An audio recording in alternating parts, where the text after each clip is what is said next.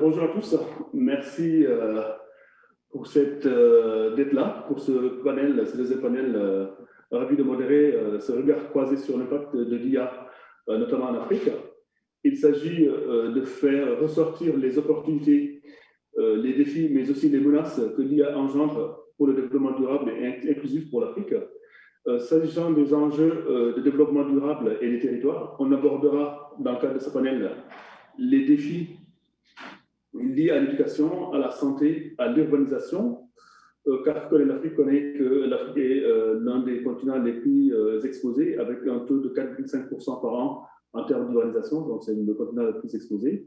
C'est aussi un clin d'œil, en parlant donc, des territoires, donc c'est un clin d'œil pour le sommet Afrique-France qui va se tenir au mois de juin prochain à Montpellier, qui va aborder donc, les questions liées à l'aide durable, avec des questions à savoir comment aller vers une urbanisation résiliente et durable en Afrique grâce aux différentes solutions et à la fois des innovations intelligentes qui valorisent le capital humain. Pour en parler, donc, je suis ravi de partager ce panel avec des experts que sont donc Mélisha Diop, qui est experte en stratégie data, intelligence artificielle, blockchain. Elle est cofondatrice de Ijara et de Tezos West Africa, dont l'objectif est d'éduquer et de populariser la technologie blockchain en Afrique centrale et de l'Ouest. Elle pourra nous apporter des réponses et des témoignages sur le déploiement des différentes plateformes web d'enseignement et de compétences. Alors, à côté de Mélisha Diop, qui va nous rejoindre plus tard, donc je ne sais pas s'il est encore en ligne, nous aurons également le plaisir d'accueillir le docteur Eric Adja, qui est le président et fondateur de l'agence francophone de l'intelligence artificielle. Eric Adja a mené une belle carrière au sein de l'Agence internationale de la francophonie. Il a occupé le directeur de la francophonie numérique avant de s'occuper de la région de l'Afrique de l'Ouest et du Centre. Il reviendra donc sur la place de l'humain dans cette transformation. Troisième panéliste, nous aurons l'occasion d'accueillir M. Pierre Cornelou. Pierre donc, est en charge du développement international chez Business France. Il est issu d'une formation managériale et a rejoint le bureau Business France à Johannesburg en 2019. Il a passé 1 an aux États-Unis à l'Université de Minnesota dans le cadre de sa formation et a été diplômé de l'IA de Lyon. Avant de rejoindre Business France, il a travaillé pour une entreprise textile qu'il a accompagnée pour ses projets d'export en Angleterre et en Belgique. Donc, depuis son arrivée chez Business France, il a développé des entreprises françaises tech.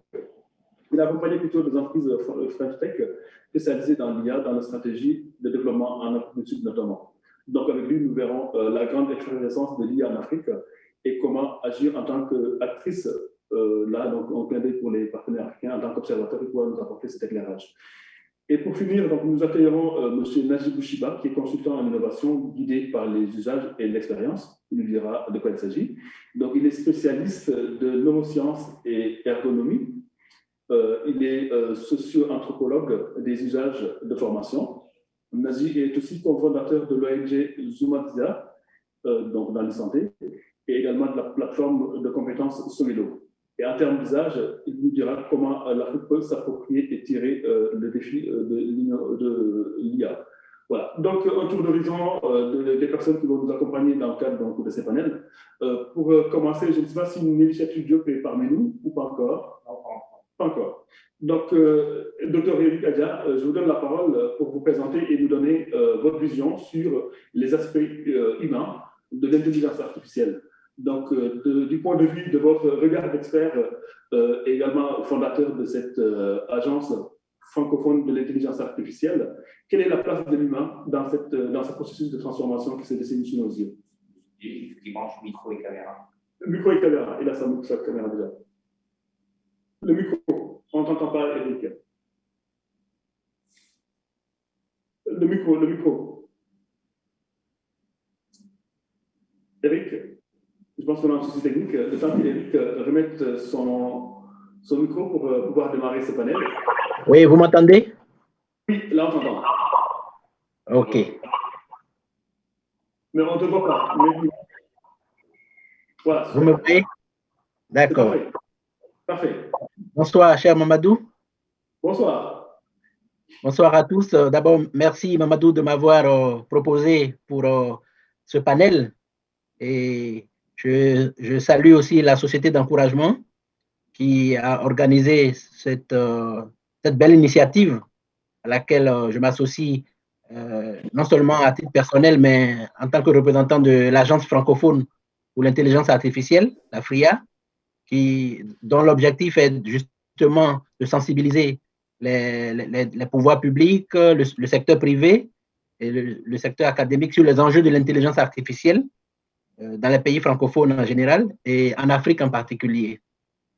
Et un de ces enjeux dont vous venez de parler, cher Mamadou Diallo, c'est les aspects humains, les aspects éthiques. Et au niveau de la FRIA, nous plaidons pour une IA qui soit non seulement créatrice de valeur, mais une IA aussi qui puisse prendre en compte les enjeux de données personnelles, les enjeux de la vie privée, les enjeux liés à l'humain, parce que nous pensons que l'IA devrait être au service de l'humain et servir l'humain et non asservir.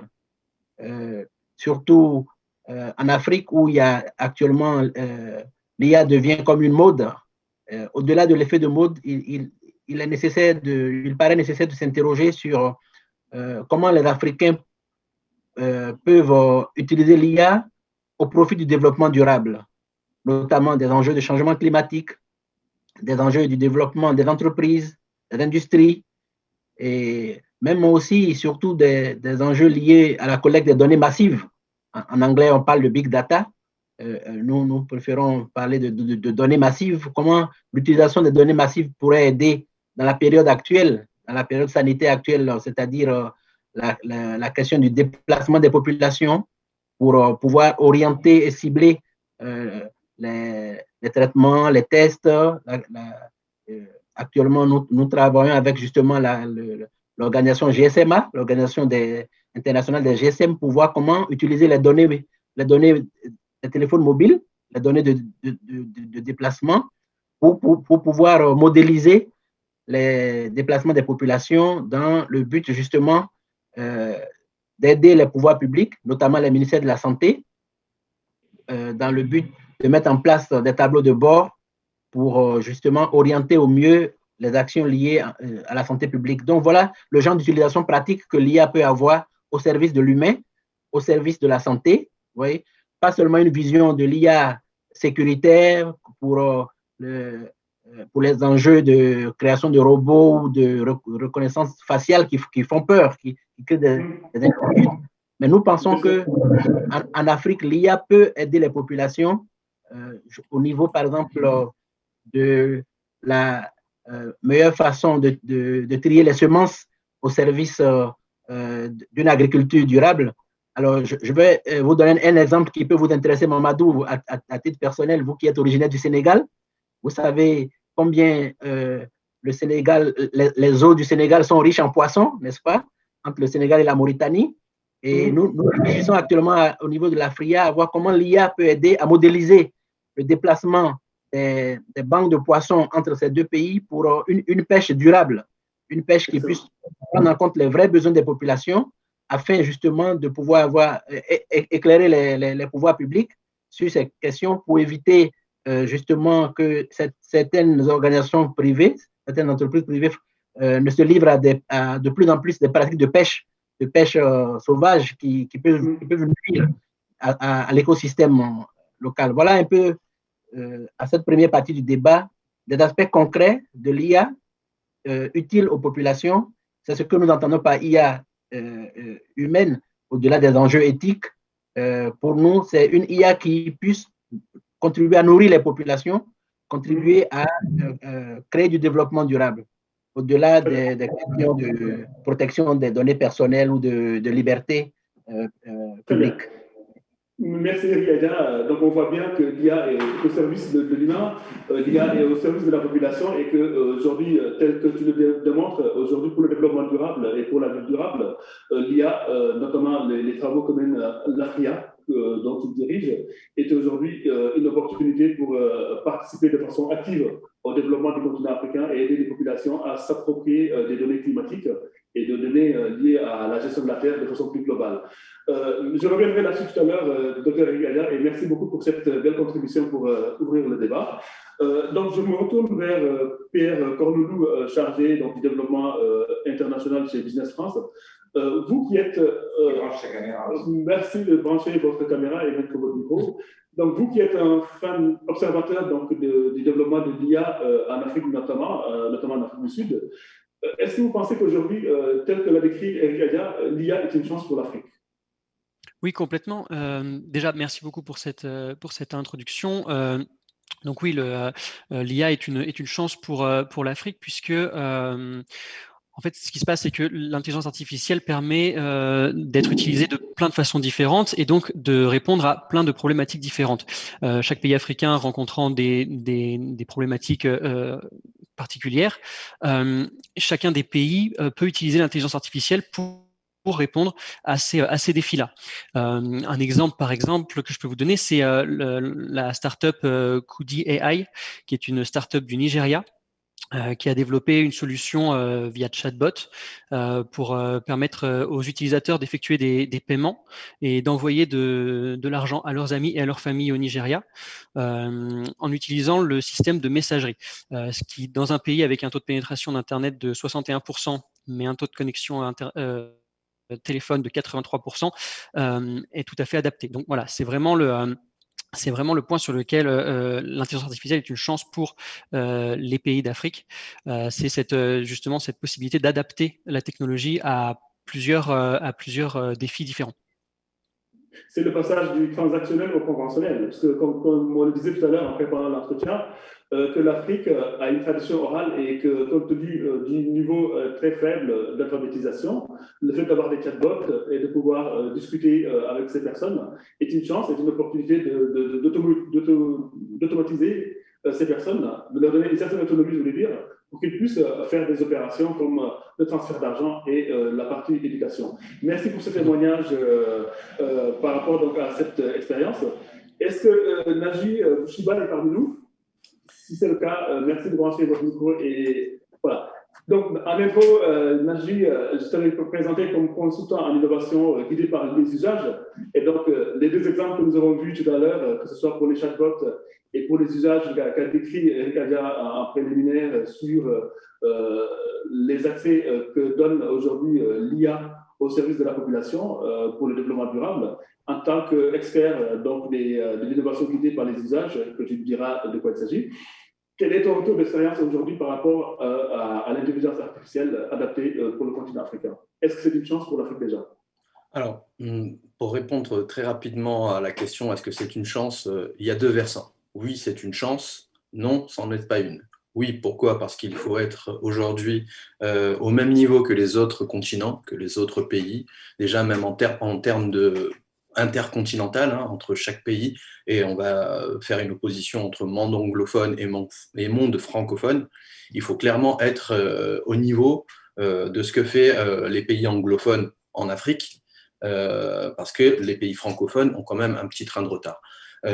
Oui, c'est très important. Non, pourquoi? Parce que ça soit d'un point de vue anglophone et francophone, le plus important pour ma part, et c'est ce que je n'ai pas entendu, mais ça ne veut pas dire qu'ils ne sont pas d'accord, ou qu'ils n'y pensent pas de la part des deux personnes qui étaient juste auparavant, c'est la gouvernance africaine.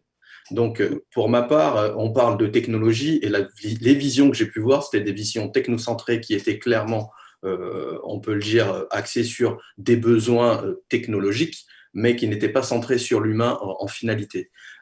Toutes les données que l'on prend, même si M. Adja en a parlé dès le départ, de manière très claire au niveau de la protection des données, ce qu'il y a, c'est qu'il ne peut y avoir que protection de données que s'il y a gouvernance au niveau de l'IA, et il faut qu'il y ait des groupes africains, uniquement africains, que ce soit francophone ou anglophone, qui travaillent et qui soient à la fois tripartis, c'est-à-dire les usagers, parce que c'est les usagers et leurs données qui permettent de faire évoluer les besoins, l'État et bien entendu des personnes qui seraient éminemment fortes dans le domaine de l'intelligence artificielle, mais pas que, parce qu'il faut des solutions qui soient ethiques by design, des solutions qui permettent justement que ces données-là soient au mieux à la solde des États, enfin au pire entre guillemets à la solde des États, c'est-à-dire que ce soit les États eux-mêmes qui les récupèrent dans des serveurs qui appartiennent aux États, et au mieux aux utilisateurs finaux eux-mêmes qui soit acceptent qu'on utilise leurs données moyennement de l'argent ou quoi que ce soit parce qu'il y a des études qui vont améliorer l'économie circulaire, etc. etc. Clairement, Voilà donc un c'est une peu. question. C'est une question liée à la gouvernance des données. Il faut que ces données récoltées restent en terre africaine et soient transformées en terre africaine pour que ça profite aux populations africaines. En gros, c'est le parallèle que je faisais par rapport aux matières premières où la transformation de ces matières premières nous ont échappé à l'Afrique. Hein. Dans la révolution, donc toutes ces matières premières sont transformées en Afrique et qui nous reviennent plus cher.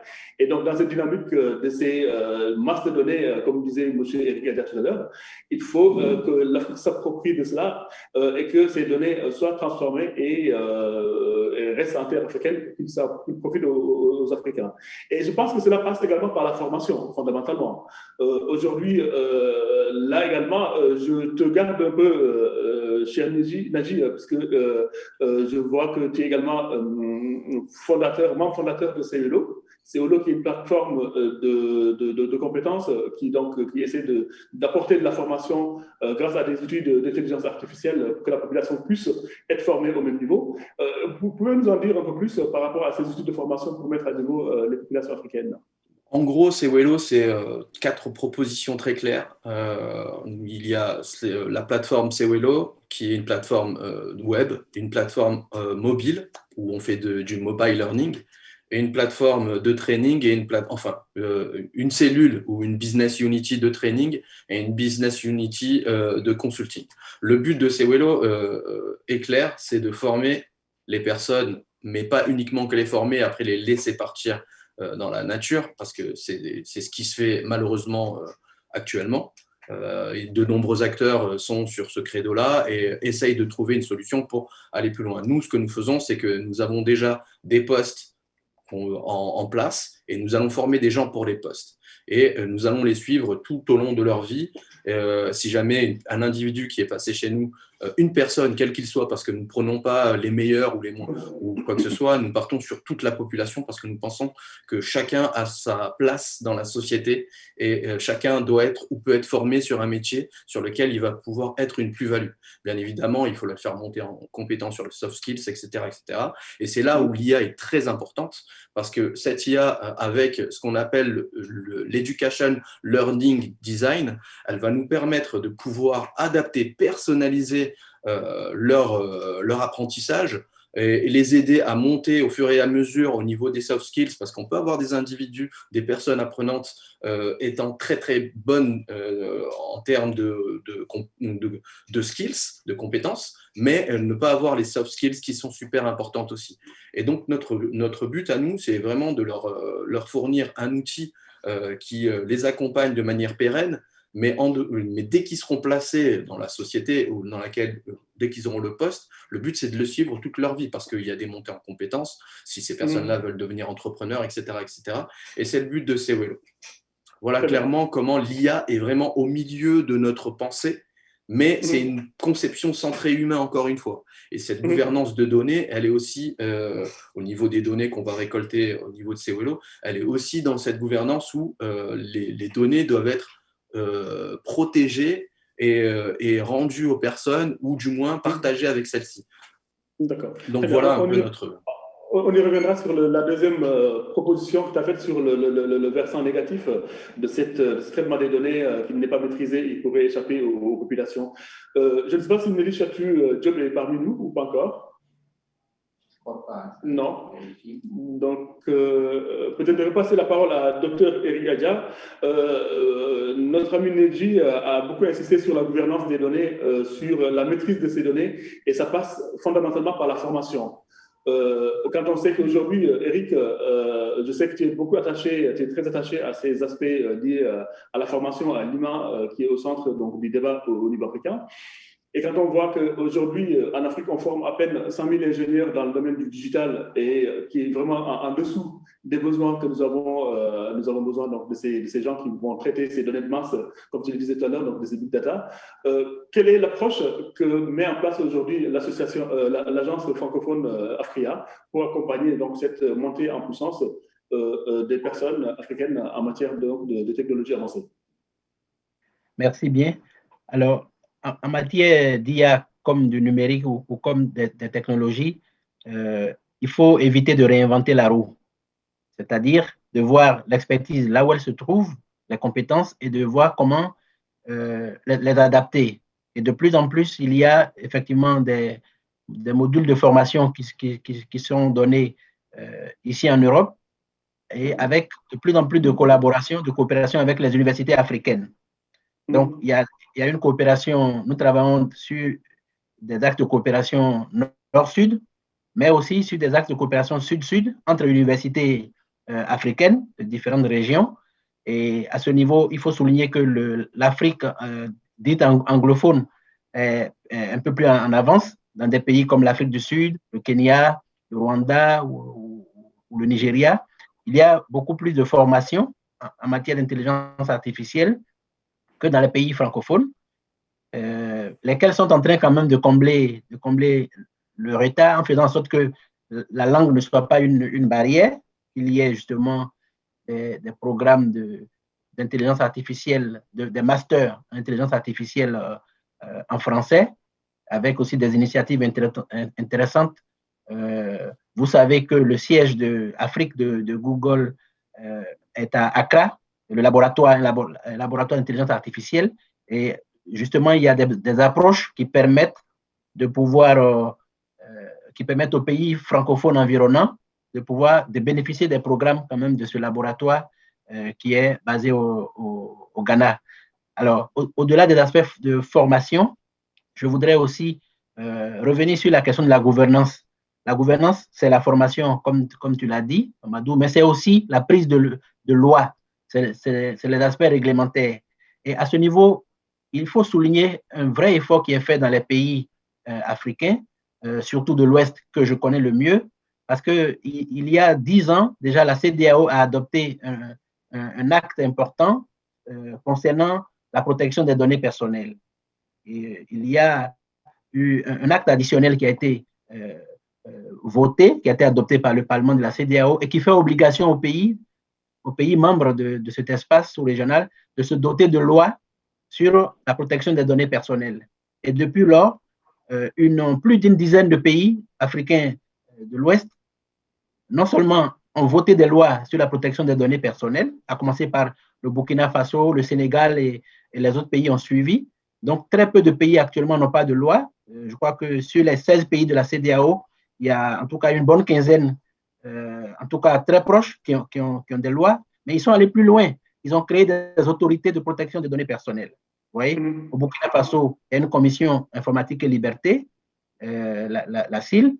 Au Sénégal, il y a l'autorité de protection des données personnelles, ainsi que les autres pays, et avec, il faut souligner, avec un appui important de la commission informatique et liberté de la France, la CNIL, dans le cadre de l'Association des autorités francophones de protection des données. Il y a une réelle coopération qui se fait en cette matière. Donc, pour assurer qu'au niveau de la gouvernance, il y a aussi de réels efforts qui sont faits à ce niveau qu'il est important de saluer et de souligner. Eric, il y a un point qui focalise et qui cristalise le débat, c'est le retard de l'Afrique francophone par rapport à l'Afrique anglophone. Toi qui as été au cœur de la francophonie en tant que directeur de la francophonie numérique dans le passé, qu'est-ce qui explique ce retard-là des pays francophones par rapport à leur homologue anglophone? Alors, à mon avis, on peut avancer deux raisons. La première est d'ordre historique, c'est-à-dire qu'il y a peut-être une façon de pratiquer l'administration, une histoire administrative qui n'est pas la même. Vous voyez, l'administration dans les pays dits francophones semble avoir besoin peut-être de plus de vitesse et de célérité pour pouvoir justement faciliter la prise de décision comme ça se fait dans les pays dits anglophones, où là, on sent une souplesse, une certaine flexibilité dans les décisions, un esprit, peut-être un état d'esprit un peu plus pragmatique qui est réputé et reconnu à ces pays. Alors, sans tomber dans des clichés, nous pouvons dire qu'il y a peut-être des pratiques administratives différentes, mais qui sont en train d'évoluer à cause de cette jeunesse africaine, en tout cas francophone, entreprenante, qui essaye justement d'aller vite. Et puis ces pays aussi qui ont compris la nécessité d'alléger les formalités administratives avec justement les facilités en matière de création d'entreprises, en matière d'entrepreneuriat. Et on peut le remarquer dans les résultats Doing Business, où les pays francophones ont fait beaucoup plus d'efforts pour faciliter les formalités administratives. Donc, je crois qu'une des raisons principales, selon les études, c'est vraiment les aspects administratifs, une certaine culture administrative, mais qui est en train d'évoluer et qui fait qu'on peut aujourd'hui, disons, relativiser ce clivage Afrique francophone, Afrique anglophone, parce qu'il y a une jeunesse dynamique, active, qui essaye justement de pouvoir aller de l'avant en contournant un peu les lourdeurs administratives. Et il y a aussi des gouvernants au sommet qui ont pris conscience aussi de cela et qui essaient de faciliter la tâche aux jeunes. Donc, de part et d'autre, il y a des choses concrètes qui se mettent en place pour faciliter l'entrepreneuriat et le dynamisme de cette jeunesse africaine que je tiens à saluer ici.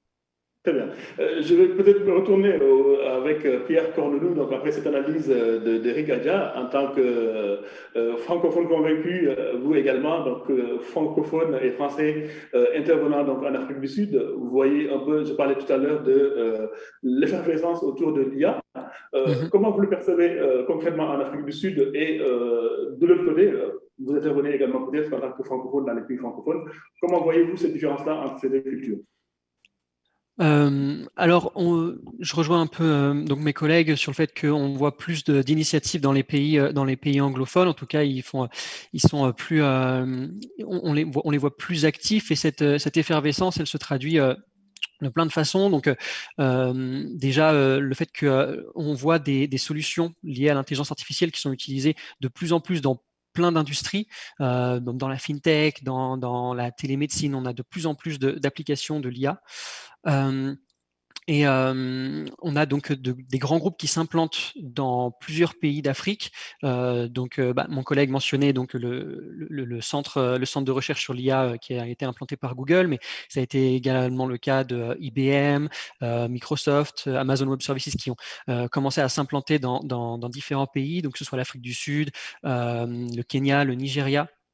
Et puis, on voit aussi une appétence pour l'intelligence artificielle. Alors là, je vais parler pour l'Afrique du Sud spécifiquement pour cet exemple-là, mais il y a une étude de Microsoft et de Ernst & Young qui a révélé que 83% des entreprises sud-africaines qui cherchaient à utiliser l'intelligence artificielle voulaient appliquer une technologie liée à l'automatisation. Et en fait, ce que ça met en valeur, ce que ça met un petit peu en avant, c'est que cette conscience des besoins d'intelligence artificielle, c'est aussi lié à une conscience de quel type d'utilisation doit être faite de l'intelligence artificielle selon les industries. Et donc, à travers tout ça, on voit cette espèce d'effervescence du coup qui est liée à l'intelligence artificielle en Afrique subsaharienne et en Afrique de manière générale. Très bien. Merci beaucoup pour cette analyse et ce témoignage sur ce que vous observez, notamment sur le marché sud-africain. Si Nelly est parmi nous, qu'elle nous fasse signe, sinon je boucle avec Nadji. Nadji, donc en tant que consultant et expert de l'innovation guidé par les usages et l'expérience, toi qui as l'habitude donc de voir remonter pas mal d'expériences aujourd'hui en termes de mobilité urbaine, donc, parce que là, j'ai fait un clin d'œil par rapport au sommet Afrique France 2020 qui va se tenir l'année prochaine plutôt, sur la ville durable. Quand on voit tous ces problèmes liés à la mobilité urbaine, tous ces problèmes liés à la ville intelligente, qu'est-ce que vous pensez que l'intelligence artificielle peut apporter de plus pour rendre nos villes plus résilientes, plus intelligentes et plus vivables? Alors, en premier lieu, je pense qu'au-delà de parler d'intelligence artificielle, même si c'est le sujet, au niveau de nos villes, quand on parle de Smart City, c'est que déjà apporter l'électricité dans tout ce qui est les zones où il manque de l'électricité, de l'Internet, etc., etc. Ça commence à se mettre en place et c'est très bien et c'est génial. Mais pour arriver à une maturité en termes de smart city, on peut le voir dans certains pays comme la France où les smart. Est-ce qu'il y a une réelle ville smart en France? On n'est pas certain. Le niveau des villes en France ne sont pas les mêmes niveaux que sont mieux que les niveaux des villes en Afrique. Là où ça peut être très intéressant au niveau de l'intelligence artificielle, c'est au niveau notamment déjà de tout ce qui est la partie administrative, la partie santé, la partie mobilité, notamment la gestion des flux, la gestion des routes, le fait de pouvoir aider les gens à mieux se déplacer.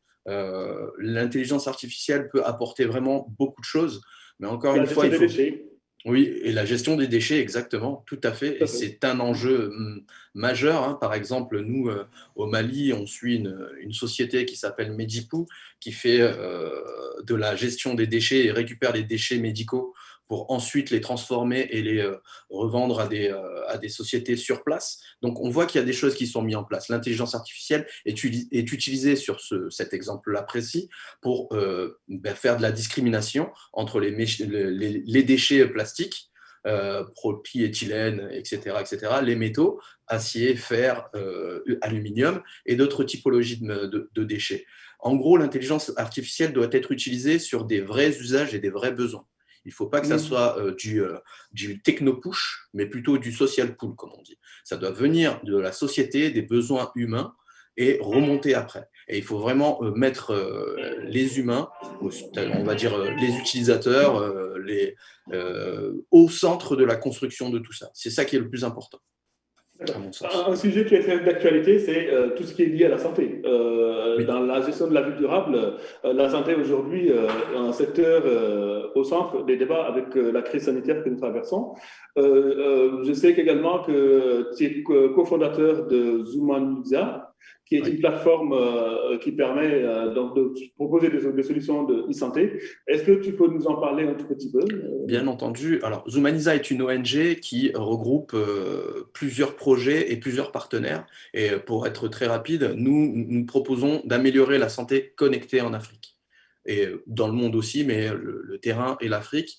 Et notre but, ça a été de nous attaquer à plusieurs typologies de problématiques. Par exemple, lutter contre le marché noir des médicaments. Donc, nous avons mis en place une solution qui s'appelle MySafeChain, qui justement se déploie au Burkina Faso. Nous travaillons avec différents hubs pour des projets, notamment au niveau de la donnée personnelle, avec une solution qui s'appelle You Take Care, lié au Covid et qui permet de protéger les données des personnes qui utiliseraient cette solution avec du ZKP, et c'est de la blockchain et de l'intelligence artificielle en même temps. Donc, nous partons du fait qu'il faut protéger les personnes vulnérables et à ce niveau-là, donc ces personnes qui sont vulnérables, qui sont soit atteintes du Covid, soit malades parce qu'elles ont soit eu un cancer ou d'autres typologies de maladies ou de problématiques de santé, elles sont protégées. Nous parlons de soit on est binaire, soit on est 0, soit on est 1. Donc voilà, on ne parle pas d'individus et il y a une protection de données très claire. Et pour revenir sur la protection des données, justement, Zoomaniza met en place un label d'éthique by design et se positionne, je ne vais pas dire contre le fait que un des grands GAFAN vienne se positionner, parce que M. Hadjat tout à l'heure parlait du centre de Google à Accra. C'est intéressant, mais le problème, c'est qu'à ce niveau-là, on a peut-être un transfert de technologie, mais on a une perte de données, parce que Google amalgame ces données-là et les récupère et les garde pour elle. Ce qu'il faut clairement, et je sais que c'est quelque chose qui est difficile à mettre en place, mais certains pays le font ou commencent à le faire, c'est vraiment avoir une position ferme comme le RGPD qui a été mis en France.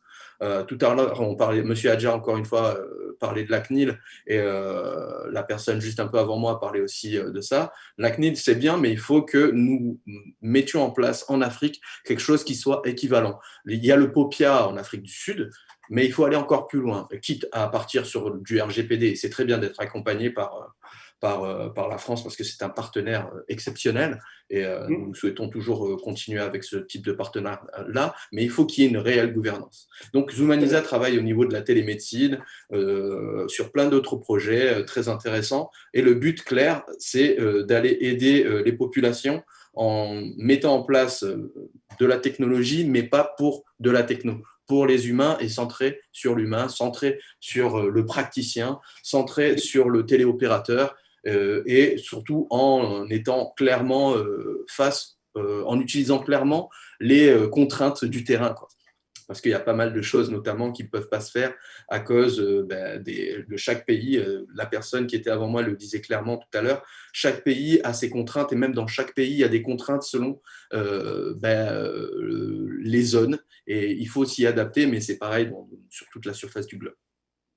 Très bien. Merci beaucoup. Donc, si je comprends bien, pour prendre à bras ce corps lié à la perte de données ou à la gestion des données, il faudra qu'on ait des organismes supranationaux qui puissent piloter cela à l'échelle, par exemple, de l'Union africaine.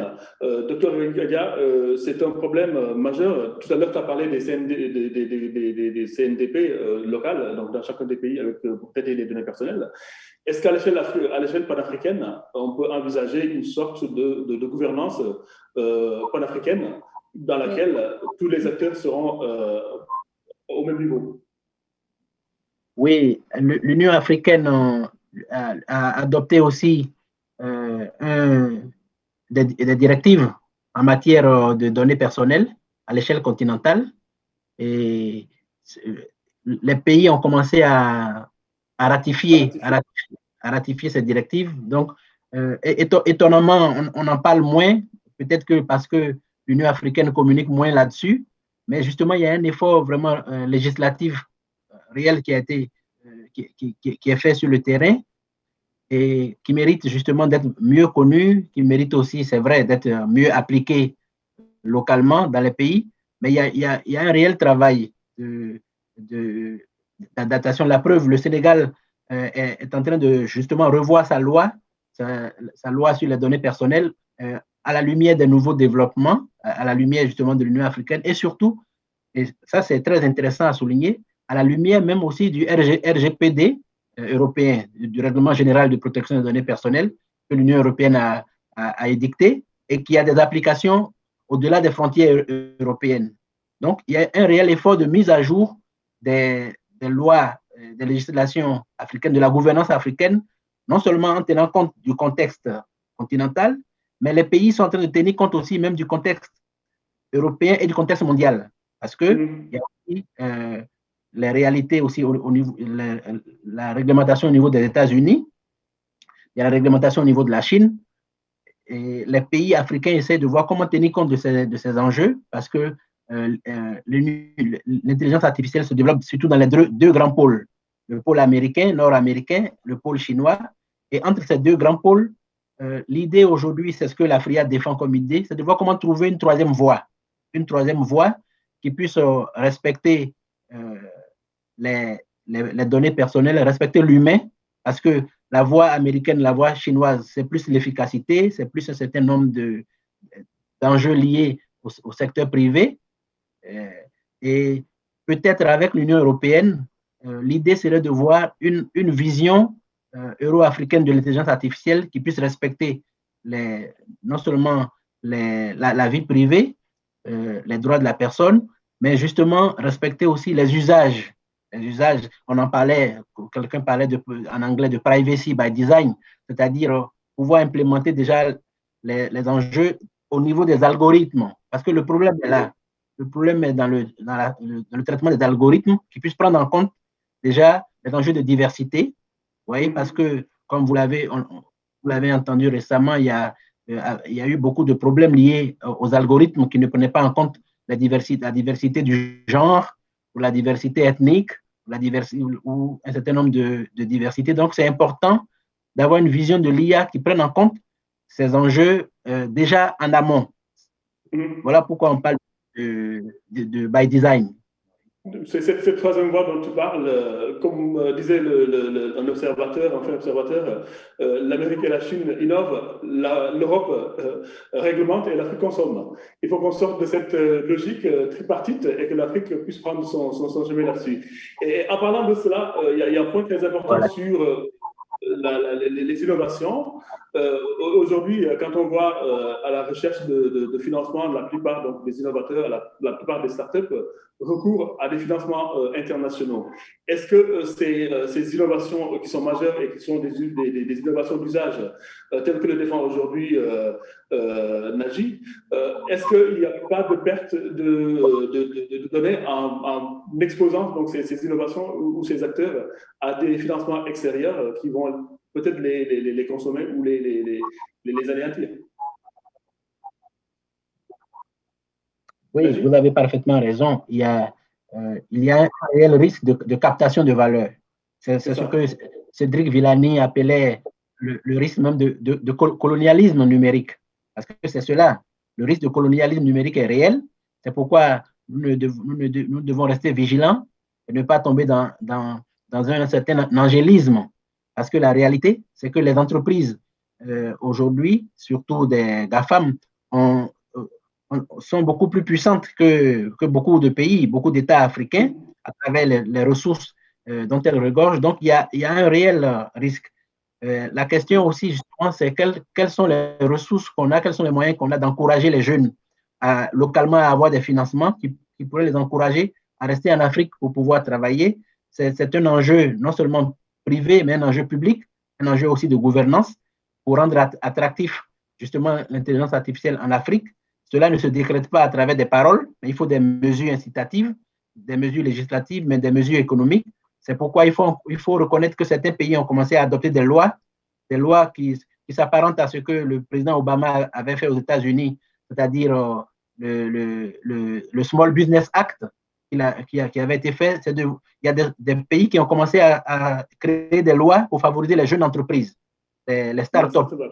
Disons, nous, on parle de jeunes pousses en francophonie. Donc, c'est important de pouvoir créer des lois qui permettent à ces jeunes entreprises, ces jeunes pousses, d'avoir pas à la commande publique, de pouvoir avoir accès à la commande publique pour atteindre une taille critique qui puisse leur permettre d'exister et de vivre. Et là, il y a un rôle important vraiment des chambres de commerce aussi, des chambres de commerce et d'industrie des pays africains pour pouvoir encourager justement ces jeunes pousses dans le domaine de la création d'innovation en matière d'intelligence artificielle. Mais le problème de la question du financement reste entière. Et l'idée serait que l'Union africaine puisse adopter un mécanisme financier vraiment pour inciter les jeunes entreprises africaines dans le domaine de l'IA. L'Union africaine également et l'Alliance Smart Africa également qui travaille sur ce sujet-là. Merci, docteur Eric Adia.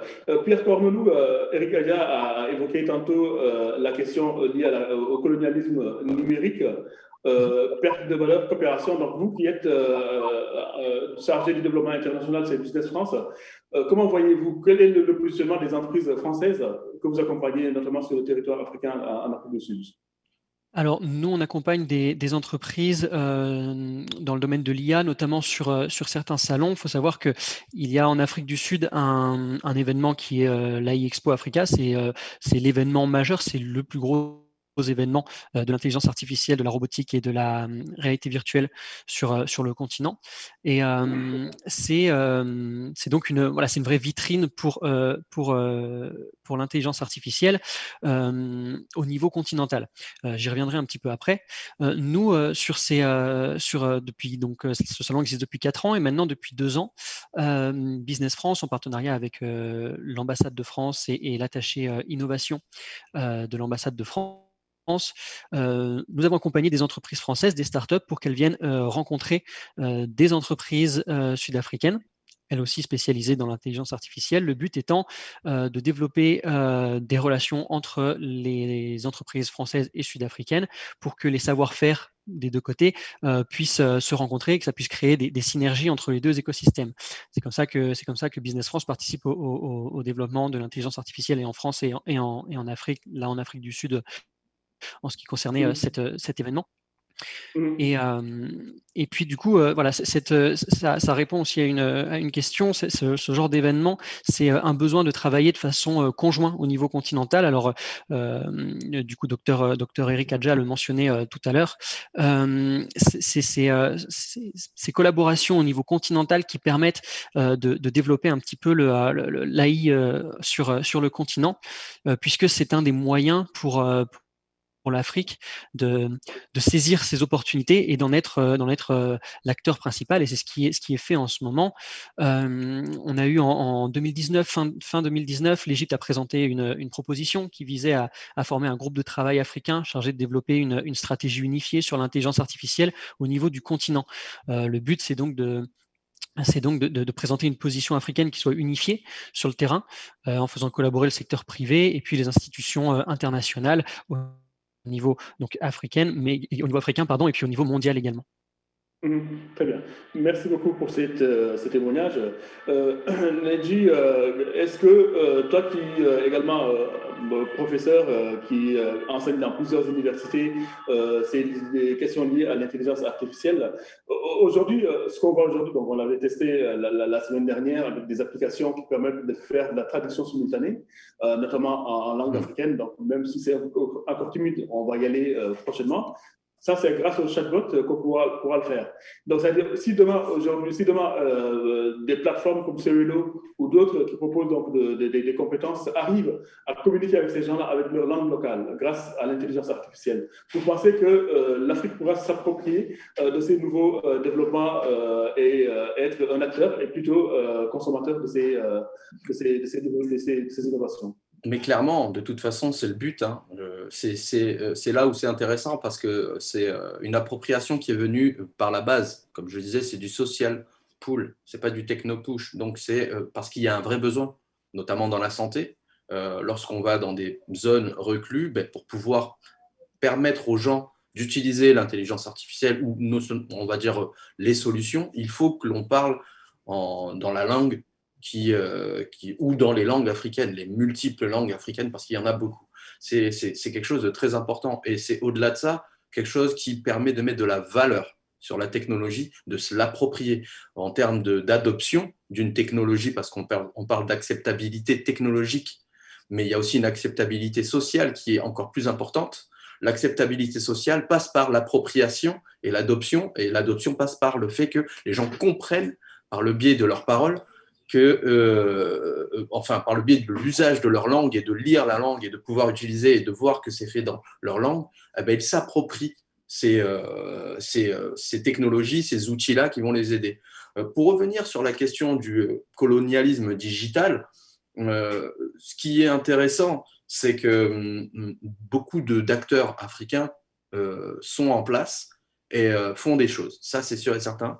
Mais malheureusement, on est encore sur cette partie où il y a trop d'accompagnement, on va dire, de pays en dehors de l'Afrique. Et par exemple, si je prends un exemple très concret, en Tunisie, il y a une société qui s'appelle Epilert, qui crée un bracelet de santé pour des personnes qui sont atteintes soit de crise d'épilepsie, soit de diabète. Ils ont dû partir aux États-Unis pour trouver de l'argent et pour pouvoir mettre en place leurs solutions. Et le marché américain est un marché qui est florissant pour eux. Ils ont galéré pendant 2 ou 3 ans sur le secteur africain, puis après ils sont allés en France parce qu'ils ont eu des connexions avec la France, ils ont été à Lyon, ils ont été à Clermont-Ferrand, ils ont été à Grenoble, ils se sont confrontés à la partie bureaucratique que nous avons à la fois dans la francophonie et en France, et lorsqu'ils ont été face à des acteurs américains, ça a été très rapide.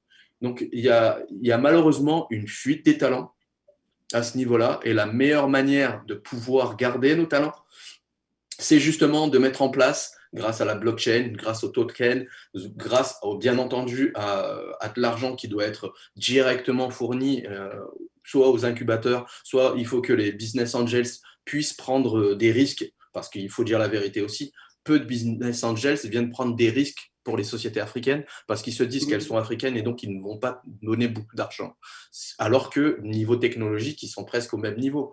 On voit, M. Cornelot est un représentant de BPI France. BPI France est installé en Afrique et fait un travail qui est avec la French Tech qui est honorable, mais le but, c'est que ça ne soit pas BPI France ou la French Tech qui le fasse, ce travail. Le but, c'est que ça soit l'Afrique Tech, des Africains. Ce n'est pas une question d'être dans du nationalisme ou du continentalisme, mais c'est qu'aujourd'hui, le futur des Africains doit être porté par les Africains ou la diaspora africaine. Avec l'aide, après, bien entendu, il y a des Africains de cœur, des Africains de naissance et des Africains d'origine. Et ces gens-là font du travail pour l'Afrique et aident l'Afrique. Mais il y a beaucoup trop, malheureusement, et M. Adja l'a dit tout à l'heure, de colonialisme digital et beaucoup trop de pertes, beaucoup trop de pertes des cerveaux, de pertes d'argent pour les États aussi, hein, etc., etc. Et il faut que chaque pays africain voit comme un effet de faire briller le pays parce que les jeunes de leur nation, de leur pays, des Africains ont fait des solutions, etc. Après, il ne faut pas non plus aller dans la renchère du mot start-up et des incubateurs et croire que c'est la solution qu'il faut mettre en place. Il faut mettre certainement des lois, mais il faut surtout mettre les bonnes personnes, créer les bons programmes, parce que l'éthique by design doit être, notamment au niveau des algorithmes, transmis aux développeurs, et ça, c'est aussi une question de formation. On a plein de choses sur lesquelles on doit améliorer les rouages, mais il faut surtout se dire que les valeurs africaines doivent être portées par les Africains et par personne d'autre.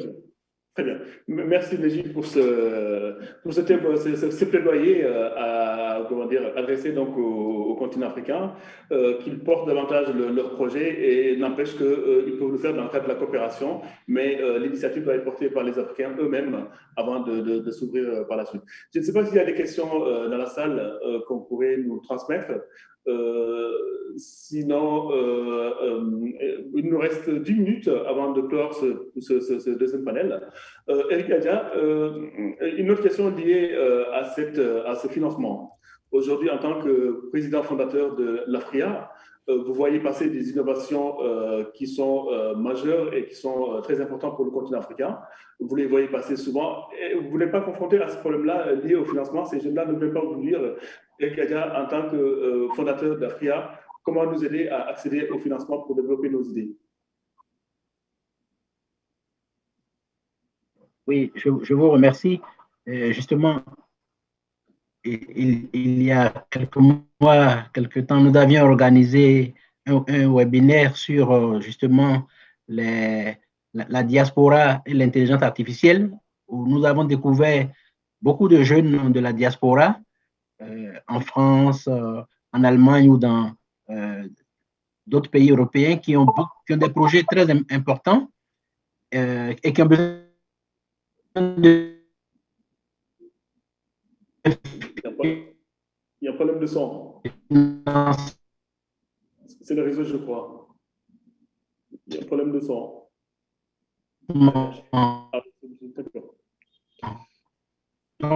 La question de financement. Peut-être enlever la vidéo, que ça passe mieux. Il y a un problème de bande passante, Eric Adja. Peut-être enlever la vidéo pour qu'on t'entende mieux. Tu m'entends? Les nouvelles numériques. Vous m'entendez? Non, ça a coupé. Enlevez le micro, la vidéo. Oui, allez-y. Tu peux y aller, Eric. Allô, allô? Ah, on a perdu Eric Adja. Est-ce que Nelly Chatoudiop est parmi nous ou pas encore? Dommage, on aurait bien voulu entendre Nelly Chatoudiop qui aurait des choses à nous dire sur son expertise en matière de blockchain, d'intelligence artificielle, notamment dans la façon de l'éduquer et aider les populations à se l'approprier. Donc, elle fait un travail formidable à ce niveau-là. Docteur Eric, vous êtes là? Ah, l'image est figée, on ne t'entend pas. On ne t'entend pas. Pierre Coronolu, peut-être vous voulez prendre la parole. Vous avez sûrement des images à, comment dire, des slides à projeter, mais malheureusement, le temps ne nous permet pas. Peut-être si vous voulez en dire deux mots.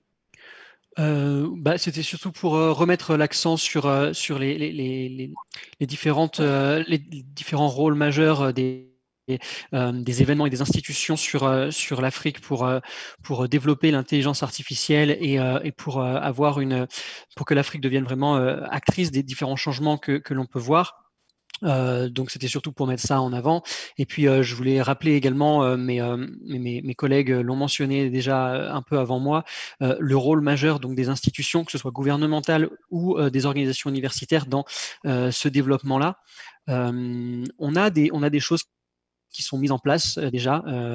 On a notamment en Éthiopie, il y a eu le premier centre de recherche et de développement sur l'intelligence artificielle qui a été inauguré en Éthiopie en septembre, qui a été inauguré par le Premier ministre éthiopien. Il y a la ministre des Communications et du Digital d'Afrique du Sud qui ouvre depuis 2 ans le salon dont je vous parlais tout à l'heure, le salon e-Expo, et qui rappelle à chaque fois l'importance des nouvelles technologies pour répondre aux challenges que rencontrent les pays africains.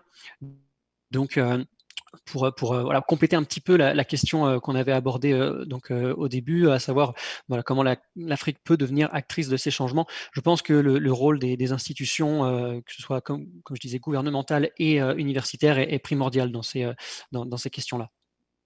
Très bien. Merci Pierre pour ces éclairages. Un dernier tour de table, parce qu'il nous reste 5 minutes, je ne vois pas de questions pour le public.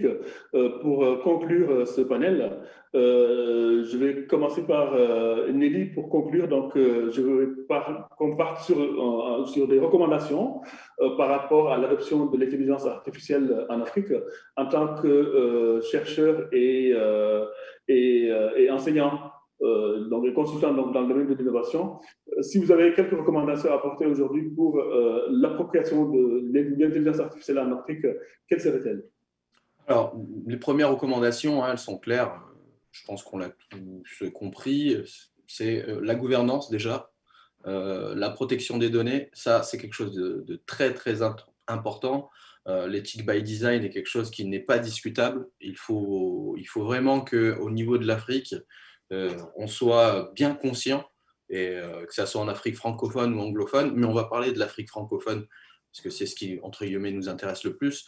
Au niveau de l'Afrique francophone, il faut qu'on soit très conscient de ça, parce que c'est un enjeu très, très important.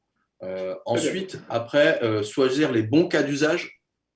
Et pour ma part, il faut qu'on soit au-delà du MVP ou quoi que ce soit, on soit du proof of valor en fait, et derrière, bien entendu, travailler avec les institutions et partir sur des sujets qui sont les plus importants d'un point de vue des sociétés africaines, c'est-à-dire la santé, l'éducation, éventuellement les fintech, mais pas pour tout de suite. Enfin, à mon sens, ce qui est le plus important, c'est la santé et l'éducation. Et les smart cities, c'est-à-dire la mobilité et tout ce qui s'ensuit. Donc, voilà. Très bien. Donc les fameux ODD, quoi. Revenir sur exactement. Voilà, voir comment, comme je l'avais introduit, voir comment l'intelligence artificielle et de façon globale, le numérique peut participer à l'accélération de l'atteinte des objectifs du développement durable. Merci beaucoup Nelly pour ces recommandations qu'on a bien compris. Eric Gaga, toujours pour conclure et nous donner quelques recommandations en termes de l'adoption et de la démocratisation de l'intelligence artificielle en Afrique. Merci bien.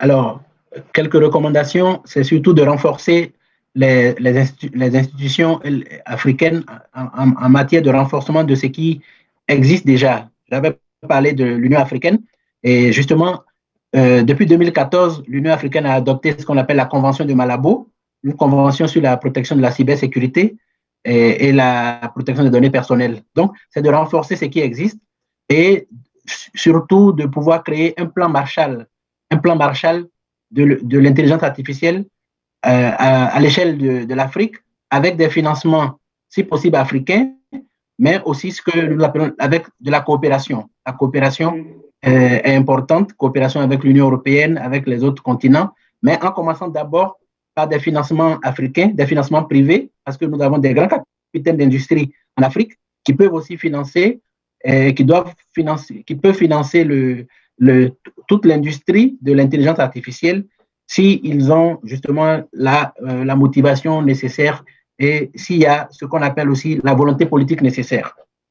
Très bien. Un plan Marshall, donc à l'image de l'importance de ce projet donc de l'Union de l'IA en Afrique, donc c'est très important. Merci Eric Adia pour ces recommandations. Merci. Pierre Coronolou, peut-être pour finir. Un mot de conclusion?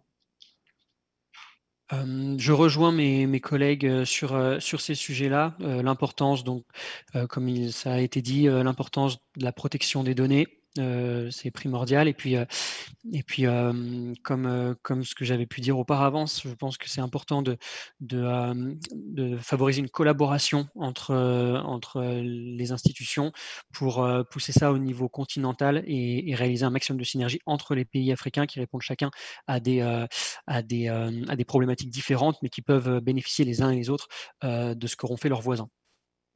Merci beaucoup Pierre Cornoulou, merci Dr Gadia et merci également à Naji Shiba pour ces analyses que vous nous avez apportées. Je vous dommage qu'on n'a pas pu avoir une initiative job lors de ce panel.